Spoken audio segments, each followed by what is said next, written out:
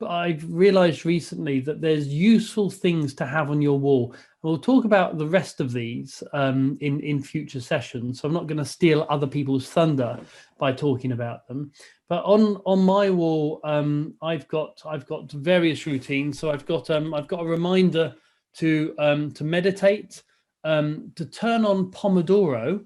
So Pomodoro is a really useful app that again works for most people but doesn't work for some.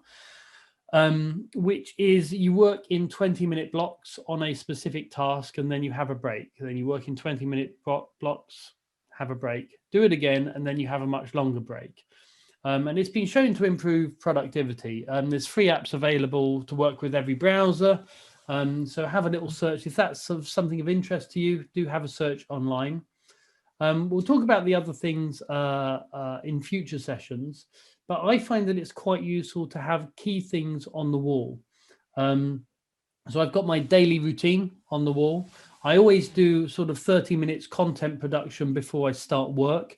Sadly, content production at the moment is writing my book, or the latest book.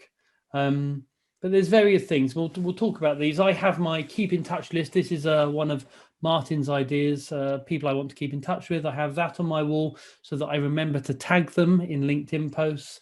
I have my goals on the wall, and I have, we'll talk more about this when we deal with sales, but there's different sales stages that you have in conversations. And so I have that on the wall as well.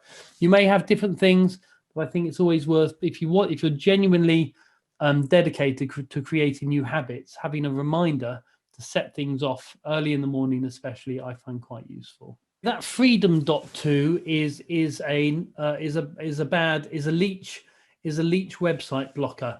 So if you spend a lot of time on Reddit or Facebook or Instagram, freedom.to will block all of those sites for sometimes certain periods, so you can set the constraints. So I've used various types of these, but I always find a way of getting around them. But you know, it does make you work to get around them at least.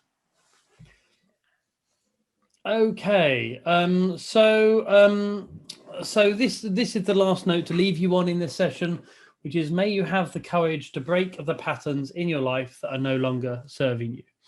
If there are habits that you have that are no longer serving you, or new habits will serve you better, then it takes mental effort to make the change, but hopefully the mental effort will be worth it.